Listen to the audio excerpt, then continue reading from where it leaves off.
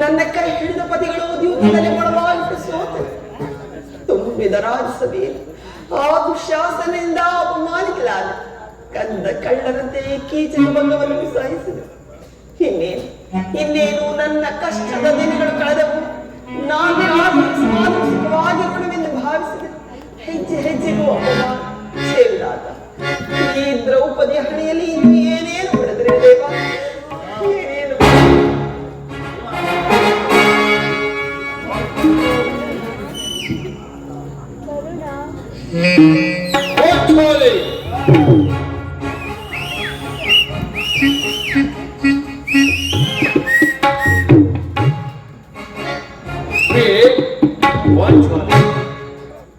ಇವಳಿಗೆ ಈ ರೀತಿ ಚಿಂತಾಮಗ್ನಳಾಗಿರುವಳು.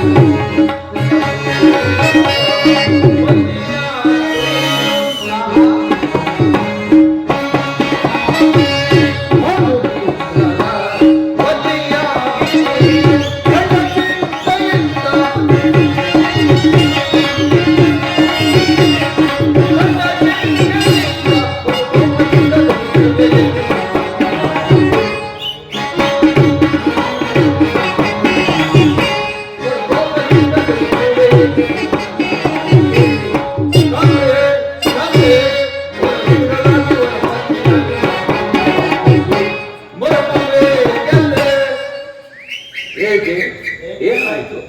ನಿಷ್ಕಾರಣವಾಗಿ ಅಳುತ್ತಿರುವೆ ಏಕೆ? ನಾನು ನಿಷ್ಕಾರಣವಾಗಿ ಅಳುತ್ತಿಲ್ಲ. ಈ ಪಾಂಚಾಲಿ ಅಳುವಿಗೆ ಒಂದಲ್ಲ 10 ಕಾರಣಗಳು. ನೀವು ಪುರುಷರು, ನಿಮಗೆ ಯಾರಾದರೂ ಅಪಮಾನ ಪಡಿಸಿದರೆ ನೀವು ಪ್ರತೀಕಾರ ಮಾಡಿ. ಆದರೆ ಸ್ತ್ರೀಯರ ವಿಚಾರ ಹಾಗಲ್ಲ. ಅನ್ನ ವಸ್ತ್ರಾದಿಗಳಿಗೆ ಪರವನ್ನು ಆಶ್ರಯಿಸಬೇಕಾಗುತ್ತದೆ. ಇಂತಹ ಪರಾಧೀನ ಸ್ತ್ರೀ ಜಾತಿಯನ್ನು ಏಕೆ ಸೃಷ್ಟಿಸಿದೆ ದೇವ, ಏಕೆ ಸೃಷ್ಟಿಸಿದೆ? ಅಳಬೇಡ ಪಾಂಚಾಲಿ, ಅಳಬೇಡ. ಸ್ತ್ರೀಯರ ಪರಾಧೀನತೆಯು ನಮ್ಮ ಸಮಾಜದ ನಿಯಮ. ಭಗವತ್ ಸ್ವರೂಪರಾದ ಋಷಿಗಳ ಪತ್ನಿಯನ್ನು ಸೋರುವಂತೆ ಋಷಿಗಳು ಆಜ್ಞೆ ಮಾಡಿದರಲ್ಲೇ. ಅಣ್ಣನ ಒಂದು ದಿನದ ಅವಿವೇಕದಿಂದ ಈ ನಿಂದನೆಯು ನಮ್ಮನ್ನು ಸಾಯುವ ತನಕ ಬಿಟ್ಟಿದ್ದ. ಅಣ್ಣನ ಅಪರಾಧವನ್ನು ಕ್ಷಮಿಸುವಂತೆ ನಾನು ನಿನ್ನಲ್ಲಿ ಎಷ್ಟೋ ಸಾರಿ ಬೇಡಿಕೊಳ್ಳಲಿಲ್ಲ. ಆದದ್ದು ಹಾಗೆ ಹೋಯಿತು. ಅದನ್ನು ಅಳೆದು ಬಿಡು. ಈ ದಿನ ದಿಪ್ಪಿಸಲು ಕಾರಣವೇನು ನನಗೆ ತಿಳಿಸಬಾರದು. ಆದರೆ ಅದರಿಂದ ಆಗುವ ಪ್ರಯೋಜನವಾದರೂ ಏನು ಸ್ವಾಮಿ? ನೀವು ಎಷ್ಟೇ ಆಗಲಿ ನಿಮ್ಮಣ್ಣನ ಆಜ್ಞಾಧಾರಕರಲ್ಲೇನು? ಅದು ಹಿಂದಿನ ಮಾತು ಪಾಂಚಾಲಿ. ಈಗ ನಾನು ಯಾರ ಆಜ್ಞಾಧಾರಕೊಂಡು ಅಲ್ಲ. ಹಾಗಾದರೆ ತಿಳಿಸಲಿ. ಈ ದಿನ ಹಸ್ತಿನಾವತಿಗೆ ದೇವಿ ದರ್ಶನಕ್ಕೆ ಹೋಗಿದರು. ಅಲ್ಲಿ ಆ ದುರ್ಯೋಧನನ ಪತ್ನಿ ಭಾನುಮತಿಯು ಬಂದಿದ್ದಳು. ಅವಳು ನನ್ನನ್ನು ನೋಡಿ ನಕ್ಕು, ಇನ್ನೇನು ನಿನ್ನ ಪತಿಗಳು ವಾಸಕ್ಕಾಗಿ 5 ಗ್ರಾಮವನ್ನು ಬೇಡಲು ಸಂಧಿಗಾಗಿ ದೂತನನ್ನು ಕಳಿಸಿದರು. ಇನ್ನೇನು ಸಂಧಿ ಆಗುವುದು, ಆಗಷ್ಟೇ ನಿನ್ನ ಬಿಚ್ಚಿದ ಕೇಶ್ ರಾಶಿಯನ್ನು ಕಟ್ಟುವೆಂತೇನು ಅಪಹಾಸ್ಯ ಮಾಡಿ ನಕ್ಕಳು ಸ್ವಾಮಿ, ನಕ್ಕಳು. ದುರ್ಯೋಧನನೇ ಪುನಃ ಸಂಧಿಗೆ ಪ್ರಯತ್ನ.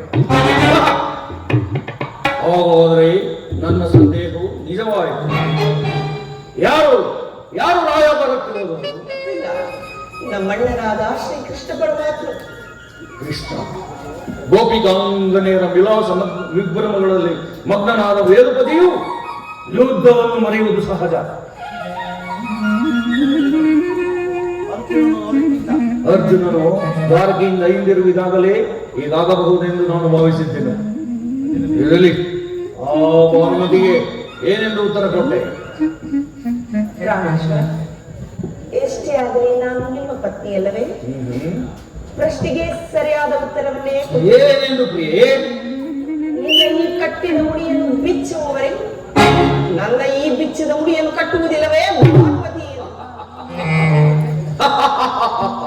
ಚಮತ್ಕಾರವಾದ ಉತ್ತರವನ್ನೇ ಕೊಟ್ಟಿರುವೆ. ಬಾಪು ಪಾಂಚಾಲಿ, ಬಾಪು. ನೀನು ನಮ್ಮ ಸಂಗಡ ಕದನವಾಡುವುದರಲ್ಲಿಯೇ ನಿನ್ನ ಚತುರತೆಯನ್ನು ಮುಗಿಸಿದೆ ಎಂದು ಭಾವಿಸಿದ್ದೆ. ಪ್ರಾಣೇಶ್ವರ, ನಿಮಗೆ ನೆನಪಿದೆಯೇ ಎಂದು ಒಂದು ದಿನ ಈ ನನ್ನ ಬಿಚ್ಚಿದ ಕೇಶ್ ರಾಶಿಯನ್ನು ಕಂಡು ಕುರುಕುಲಾಂತರ ಏನೇನೋ ಹೇಳಿದಿರಿ. ಪುನಃ ನನ್ನ ಬಾಯಿಂದ ಹೇಳಬೇಕಿಸುವೆ ಪಾಂಚಾಲಿ. ಮಾಡಿದ ಪ್ರತಿಜ್ಞೆಯನ್ನು ಮರೆಯುವಂತಹ ಹೇಳಿಯಲ್ಲ ಹೇ ಭೀಮ. ಮಾತ್ರವಲ್ಲ, ಆಡಿದಂತೆ ನಡೆಯಬೇಕೆಂಬುದೇ ನನ್ನ ಇಚ್ಛೆ. ಸುಮ್ಮನೆ ಇಚ್ಛಿಸಿದ್ರೆ ಏನಾಗುವುದು? ನೀವು ಎಷ್ಟೇ ಆಗಲಿ ನಿಮ್ಮಣ್ಣನ ಆಜ್ಞಾಧಾರಕವೇ. ಅಣ್ಣನ ಆಜ್ಞೆಯ ಹೊರತು ನನ್ನನ್ನು ಕೆರಳಿಸಬೇಡ ಪಾಂಚಾಲಿ. ನಾನು ಈಗ ಯಾರ ಆಜ್ಞಾಧಾರಕವಲ್ಲ. ಶಾಂತಿಯನ್ನು ಬಯಸುವವರು ಸಂಧಿಯ ಪ್ರಸ್ತಾಪದಲ್ಲಿ ತೊಡಗಲಿ. ನಾನು ಯುದ್ಧವನ್ನು ಆತುರದಿಂದ ನಿರೀಕ್ಷಿಸುತ್ತಿರುತ್ತೇನೆ. ಧರ್ಮಪರಾಯಣನಾದ ಯುಧಿಷ್ಠಿರನು ದುರ್ಯೋಧನನ ಅನಂತ ಅಪರಾಧವನ್ನು ಕ್ಷಮಿಸಬಹುದು. ನಾನು ಮಾತ್ರ ಕ್ಷಮಿಸುವುದಿಲ್ಲ ದೇವಿ.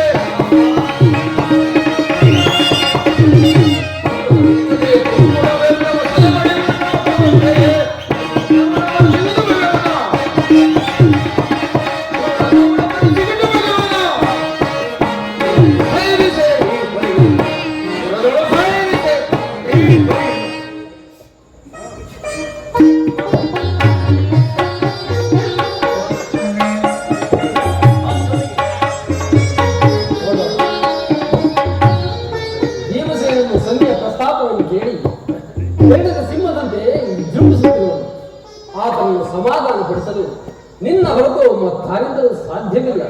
ಅರ್ಜುನ, ಈ ಸಾರಿ ಭೀಮನ ಕೋಪಕ್ಕೆ ಈ ದ್ರೌಪದಿಯ ಮೂಲ ಕಾರಣವೆಂದು ತೋರುತ್ತಿರುವುದು. ಶ್ರೀಕೃಷ್ಣ ಪರಮಾತ್ಮನು ಹೇಳುತ್ತಿದ್ದನು, ಜಗತ್ತಿನ ಸುಖ ದುಃಖಗಳಿಗೆ ಸ್ತ್ರೀಯರೇ ಮೂಲ ಕಾರಣವೆಂದು. ಅರ್ಜುನ, ಕೌರವರೊಡನೆ ಯುದ್ಧ ಮಾಡುವುದಕ್ಕಿಂತ ಈ ನನ್ನ ಸಹೋದರನ ಕೋಪವನ್ನು ಶಮನ ಮಾಡುವುದು ಅಸಾಧ್ಯವಾಗಿರುವುದು. ಸಹೋದರ ಭೀಮಸೇನ, ನನ್ನಲ್ಲಿ ಕೋಪವೇ ತಮ್ಮ? ಪಾಂಚಾಲಿ, ಅಣ್ಣನೇಗೆ ಸಿಟ್ಟಾಗಿರುವುದು? ಏಕೆ ಸ್ವಾಮಿ, ಈ ನನ್ನ ಬಿಚ್ಚಿದ ಬಿರುಗುವುದಲು ನಿಮ್ಮ ಪ್ರಶ್ನೆಗೆ ಉತ್ತರಿಸುತ್ತಿಲ್ಲವೇನು? ಅಗ್ರಜ, ಸಮಯಕ್ಕೆ ಸರಿಯಾಗಿಯೇ ಬಂದೆ. ಅರ್ಜುನನ ಸಮ್ಮುಖದಲ್ಲಿ ನಿನಗೊಂದು ಮಾತನ್ನು ತಿಳಿಸಬೇಕೆಂದಿದ್ದೇನೆ. ಅದನ್ನು ಈಗಲೇ ನಿಮ್ಮಿಬ್ಬರ ಸಮ್ಮುಖದಲ್ಲಿ ತಿಳಿಸುವೆನು. ಸಂಧಿಯ ಪ್ರಸ್ತಾಪವು ನಿಮಗೆ ಉಚಿತವಾಗಿ ಕಾಣಬಹುದು. ಅರ್ಜುನನು ಅನುಮೋದಿಸಬಹುದು, ನಕುಲ ಸಹದೇವರು ಸುಮ್ಮನೆ ಇರಬಹುದು. ಆದರೆ ಈ ದಾಸ್ಯಾವೃತ್ತಿಯನ್ನು ಪಾಂಡವರ ಕ್ರಾಂತವೆಂದು ಭಾವಿಸಲು ದರಿದ್ರ ಭಿಕ್ಷುಕರಂತೆ ಕಂಡವರ ಮನೆಯ ಬಾಗಿಲಲ್ಲಿ ಸಂಧಿಯಾಚನೆ ಮಾಡಲು ಒಂದು ರಾಜೇಂದ್ರನು ನಮ್ಮನ್ನು ಪುತ್ರರನ್ನಾಗಿ ಪಡೆಯಲಿಲ್ಲ. ಈ ಅಪಮಾನವು ನಿಮಗೆ ಸಭ್ಯವಾಗಿರಬಹುದು. ಯುದ್ಧಕ್ಕಾಗಿ ನಿಮ್ಮ ಅನುಮತಿಯನ್ನಾಗಲಿ ಅರ್ಜುನನ ಸಹಾಯವನ್ನಾಗಲಿ ನಾನು ಅಪೇಕ್ಷಿಸುವುದಿಲ್ಲ. ನಾನು ಮತ್ತು ಈ ನನ್ನ ದಯೆ ಇವೆರಡೇ ಕೌರವನ 99 ಮಂದಿ ಸಹೋದರರನ್ನು ಸಮಾನವಾಗಿ ನಾಶ ಮಾಡಬಹುದು.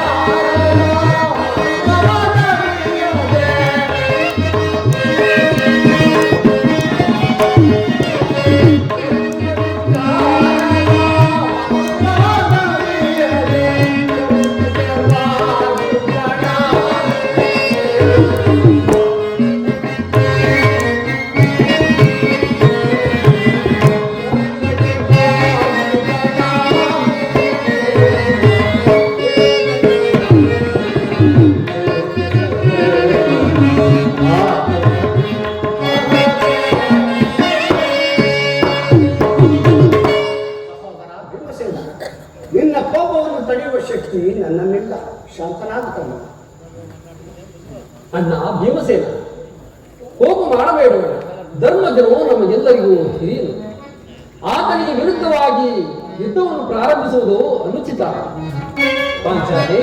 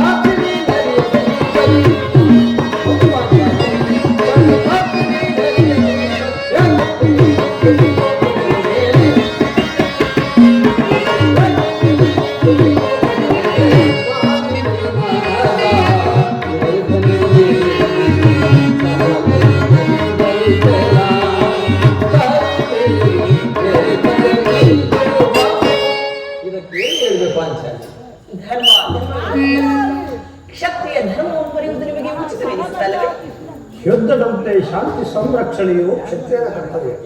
ಯುದ್ಧವು ಎಂತಹ ಘೋರ ಕರ್ಮ ಎಂಬುದು ನೀವು ತಿಳಿದಿಲ್ಲ. ನಾವುಗಳು ಅಭಿಮಾನಕ್ಕೆ ವಶರಾಗಿ ಯುದ್ಧವನ್ನು ಪ್ರಾರಂಭಿಸಿದರೆ ಮುಂದಿನ ನಮ್ಮ ಅವಿಚಾರಕ್ಕಾಗಿ ನಾವೇ ದುಃಖಿಸಬೇಕಾಗುವುದು. ಅದಕ್ಕಾಗಿಯೇ ನಾನು ಸಂಧಿಗಾಗಿ ಸರ್ವ ಪ್ರಯತ್ನಗಳನ್ನು ನಡೆಸುತ್ತಿರಬೇಕು. ರಾಜೇಂದ್ರ, ದೌಮ್ಯರನ್ನು ಸಂಧಿಗಾಗಿ ಕಳುಹಿಸಿ ಅಪಮಾನಪಡಿಸಿದಿರಿ. ಕುಲಪುರೋಹಿತರನ್ನು ಕಳಿಸಲು ಇದು ಮದುವೆಯ ಕೂಟಬಲವೆಂಬ ಪರಿಜ್ಞಾನವೇ ನಿಮಗೆ ಇಲ್ಲದೆ ಹೋಯಿತು. ಅದಕ್ಕೆ ಆದರ್ಪಿತ ದುರ್ಯೋಧನನು ತಕ್ಕ ಉತ್ತರವನ್ನೇ ಕೊಟ್ಟನು. ಪುನಃ ಶ್ರೀಕೃಷ್ಣನನ್ನು ಕಳುಹಿಸಿ ಅಪಮಾನಕ್ಕೆ ಗುರಿಪಡಿಸುವರಲ್ಲೆಂಬುದೇ ನನ್ನ ಚಿಂತೆ. ಏನೇ ಕೋಲಾಹಲ? ಅರ್ಜುನ, ನಾನಿನ್ನು ಹೊರಡುವೆನು. ಈ ಸಂಧಿಯ ಫಲಾಫಲವನ್ನು ಕೇಳುವುದರಿಂದ ನನಗಾವ ಪ್ರಯೋಜನವೂ ಇಲ್ಲ. ಪ್ರಾಣೇಶ್ವರ, ಏನು ಮದುವೆಯನ್ನು ಸುಲಭದ ಇತ್ತ ಕಡೆಯೇ ಬರುತ್ತದೆ. ಹಸ್ತಿನಾವತಿಯ ಸಮಾಚಾರವನ್ನು ತಿಳಿದು ಬೆಳಗಿನ ವಿಷ್ಣುವಂತೆ ಮಾಡಿರುತ್ತದೆ ಸ್ವಾಮಿ.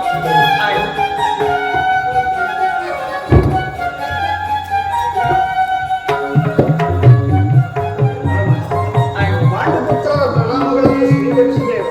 ವಿಜಯಶಾಲಿಗಳಾಗಿ ಪಾಂಡುಪುತ್ರ ಹೋದ ಕಾರ್ಯವೇನಾಯಿತು? ಹೋದವರಾದ ಕೃಷ್ಣನಲ್ಲದೆ ಅಂದರೆ ಎಲ್ಲವೂ ಸಮರ್ಪಕವಾಗಿಯೇ ನಡೆಯಿತು.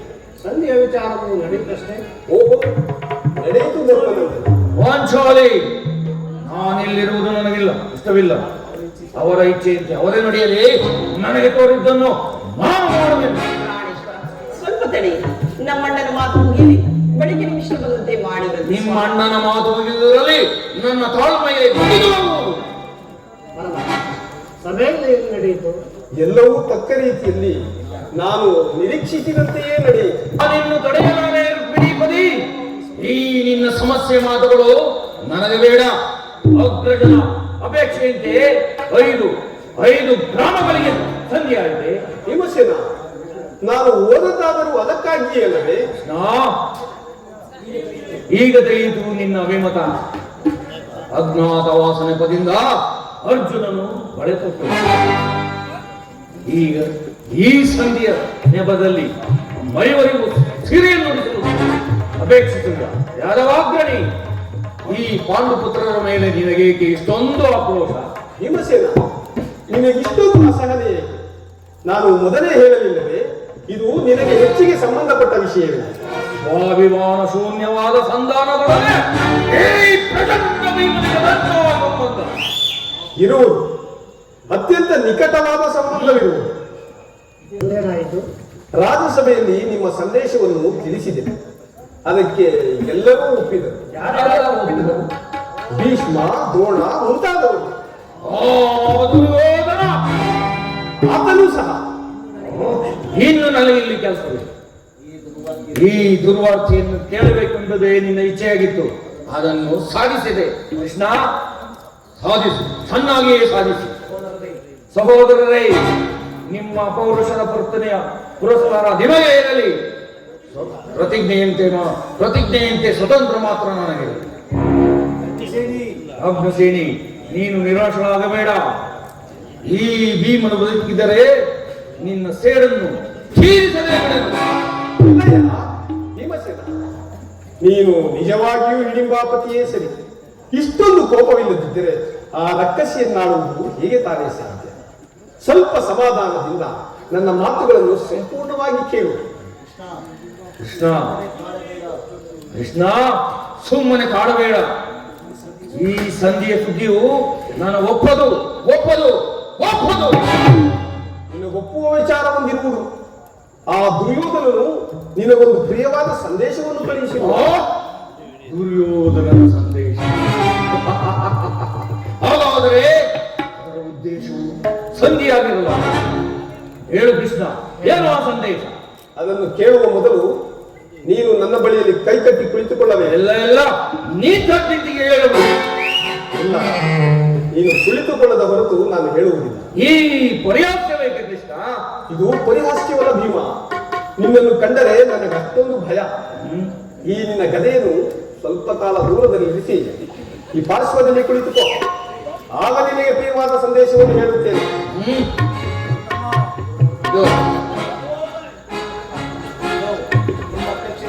ಹಲೋ, ನಿನ್ನ ಅಪೇಕ್ಷೆಯಂತೆ ಕುಳಿತುಕೊಳ್ಳು. ಈಗ ಹೇಳು. ಏನು ಸಂದೇಹ? ನೀವು ಕೋಪ ಮಾಡಿಕೊಳ್ಳುವುದಿಲ್ಲವಷ್ಟೇ. ಅದು ಆಗಲಿ. ಹಾಗಾದರೆ ನೀನು ನನ್ನ ಬಂದಿ. ಅದು ಕ್ಷಣಕಾಲ ಮಾತ್ರ. ಯಾಜ್ಞಸೇನಿ ಅಣ್ಣ, ಸಮೀಪಕ್ಕೆ. ಈಗ ನೀನು ನಾನು ಹೇಳಿದಂತೆ ಮಾಡಬೇಕು, ತಿಳಿಯುತ್ತೆ? ನಿಮ್ಮ ಮಾತನ್ನು ಎಂದಾದರೂ ಮೀರಿರುವನೆ ಅಣ್ಣ? ಹಾಗಾದರೆ ತೆಗೆದುಕೋ ಇದನ್ನು. ಇದು ನನಗೊಂದು ಕಡೆ ಪುರಸ್ಕಾರ ರೂಪದಲ್ಲಿ ದೊರೆಯಿತು. ಇದರಿಂದ ನಿನ್ನ ಪತಿಯ ಕರಗಳನ್ನು ಬಂಧಿಸಿ. ಇದೇನು ಪರಿಹಾಸ್ಯವೇ ಅಣ್ಣ? ಇದು ಪರಿಹಾಸ್ಯವಲ್ಲ ಪ್ರೀತಿ. ಶತ್ರುಗಳ ಹೆರಗುರಿಯನ್ನು ಬಿಡಿಸುವುದರಲ್ಲಿ ನೀನು ಮಹಾಪಂಡಿತಿಯಂತೆ. ಅದರಂತೆ ಈ ನಿನ್ನ ಪತಿಯ ಕರಗಳನ್ನು ಬಂಧಿಸಲು ಬರುವುದೋ ಇಲ್ಲವೋ ನೋಡೋಣ. ಭೀಮಸೇನ, ನಿನಗೆ ಆ ಸಂದೇಶವನ್ನು ಕೇಳುವ ಇಚ್ಛೆ ಇದ್ದರೆ ಪಾಂಚಾಲಿ, ಕೃಷ್ಣನು ಹೇಳಿದಂತೆ ನನ್ನ ಕೈಗಳನ್ನು ಬಂಧಿಸು.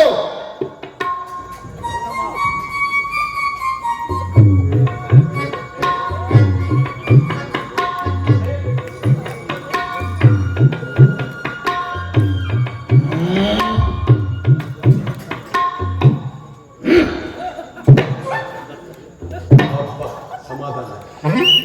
ಈಗ ಎಲ್ಲರೂ ಕೇಳಿ, ಭೀಮನನ್ನು ಬಂಧಿಸಿರುವ ಈ ಹಗ್ಗವು ಇಂದಿನ ರಾಜ್ಯಸಭೆಯಲ್ಲಿ ನನ್ನ ಅಂಗಾಂಗಗಳನ್ನು ಬಂಧಿಸಲನುವಾಗಿತ್ತು. ಯಾರ ಕಾರ್ಯವನ್ನು ಮಾಡಿದವರು? ಏನು ಹೇಳಿದೆ ಕೃಷ್ಣ? ಈ ಹಗ್ಗದಿಂದ ನಿನ್ನನ್ನು ಬಂಧಿಸಲು ಯತ್ನಿಸಿದ ಯಾವ ದುರಾತ್ಮರು? ಮತ್ತಿನ್ಯಾರು? ದುರಭಿಮಾನಿಯಾದ ದುರ್ಯೋಧನನು ಆಜ್ಞೆ ಮಾಡಿದ. ದುರಾಚಾರಿಯಾದ ಅವನ ತಮ್ಮ ದುಶ್ಯಾಸನನು ಈ ಕೃತ್ಯವನ್ನೆಸಗಿದ. ಇಂತಹ ಸಾಹಸ ಕಾರ್ಯ ಅವನಿಗಲ್ಲದೆ ಮತ್ತಿನ್ಯಾರಿಗೆ ಸಾಧ್ಯ? ಪಾಂಚಾಲಿ, ನನ್ನ ಕೈಗಳನ್ನು ಬಿಚ್ಚು. ಈ ನೀಚ ಕೃತ್ಯದಿಂದ ದುರ್ಯೋಧನನ ದುರಾಭಿಮಾನವು ಶಿಖರವನ್ನು ಮುಟ್ಟಿತು. ನಮ್ಮ ಪ್ರಿಯ ಬಂಧುವಾದ ಕೃಷ್ಣನನ್ನು, ಪಾಂಡವರ ರಾಯಭಾರಿಯನ್ನು ಈ ರೀತಿ ಅಪಮಾನ ಪಡಿಸಿದ ಕುಂದು ಕೌರವನು. ಅಗ್ರಜ, ಧನಂಜಯ, ಇದಕ್ಕೆ ನಿಮ್ಮ ಉತ್ತರವೇನು? ಇಷ್ಟು ಮಾತ್ರ ಸಭೆಯಲ್ಲಿ ದುರ್ಯೋಧನ ಕೊಟ್ಟ ಉತ್ತರವನ್ನು ಕೇಳಿ.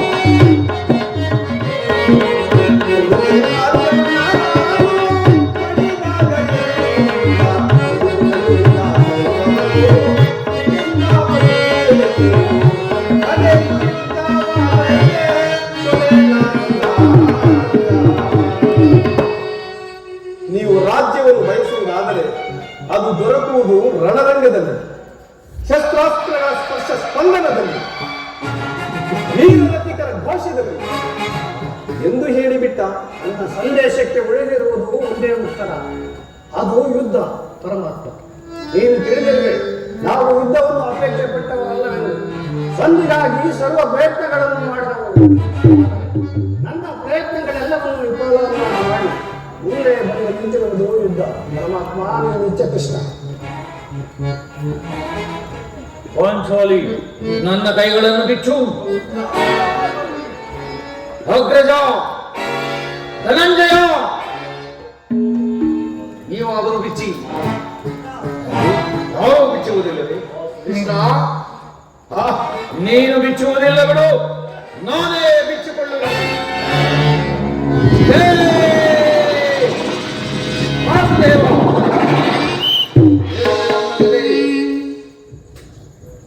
ಈಗ ಕೇಳಿರಿ ನನ್ನ ಪ್ರತಿಜ್ಞೆಯನ್ನು ಎಲ್ಲರೂ.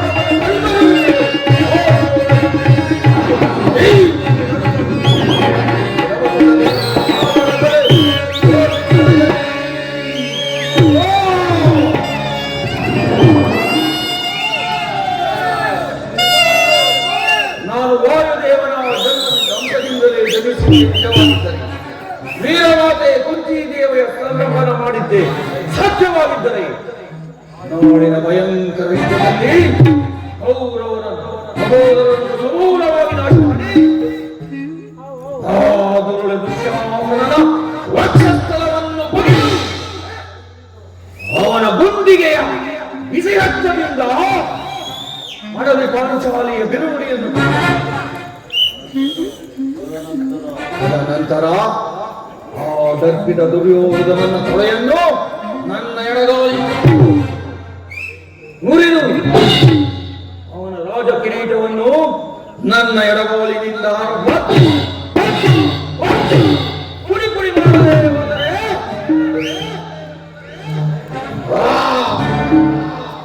ಅತಿ ಭಯಂಕರವಾದ ನರಕವೇ ಪ್ರಾಪ್ತವಾದ ಕೃಷ್ಣ ಇದಕ್ಕೆ ನಿನ್ನ ಪಾದವೇ ಸಾಕ್ಷಿ.